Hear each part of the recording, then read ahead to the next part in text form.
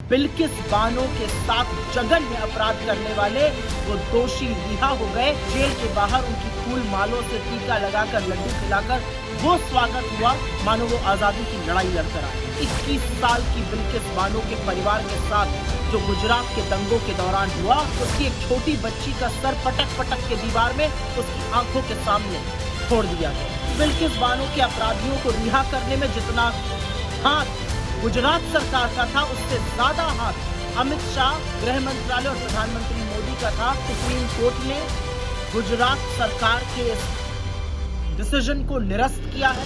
एक औरत के साथ इतना जघन्य अपराध करने वाले समाज में रहने लायक नहीं है, जेल ही उनकी असली जगह है। अगस्त 2022 को लाल किले की प्राचीर से इस देश के प्रधानमंत्री नरेंद्र मोदी जी ने महिला सम्मान की बात करी थी, और कितनी बड़ी विडंबना है कि कुछ ही घंटों बाद बिल्किस बानो के साथ जघन्य अपराध करने वाले वो दोषी रिहा हो गए और जेल के बाहर उनकी फूल मालों से टीका लगाकर लड्डू खिलाकर वो स्वागत हुआ मानो वो आजादी की लड़ाई लड़कर आए हैं। असलियत यह है कि 21 साल की बिल्किस बानो के परिवार के साथ जो गुजरात के दंगों के दौरान हुआ, वो किसी भी सभ्य समाज के नाम पर धब्बा है। उसके 3 बच्चों की हत्या की गई, वो गर्भवती थी, उसकी एक छोटी बच्ची का सर पटक पटक के दीवार में उसकी आंखों के सामने फोड़ दिया गया।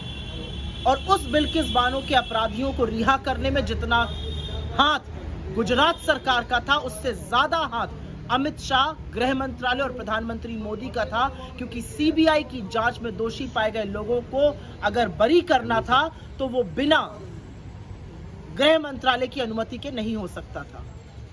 लेकिन आज सुप्रीम कोर्ट ने गुजरात सरकार के इस डिसीजन को निरस्त किया है और ये सारे दोषी वापस जेल जाएंगे।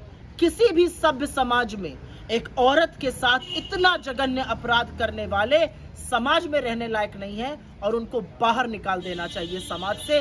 जेल ही उनकी असली जगह है। मैं इस निर्णय का स्वागत करती हूं और आशा करती हूं कि धर्म के नाम से जो महिला अपराधों को देखते हैं, धर्म के चश्मे से जो कभी विक्टिम को या पीड़िता को देखते हैं, वो इससे सबक सीखेंगे। क्योंकि बिल्किस, बेला या कोई और इस देश की बेटी के साथ ये हुआ था और आज सुप्रीम कोर्ट ने उस गंदे घृणित निर्णय को निरस्त किया है।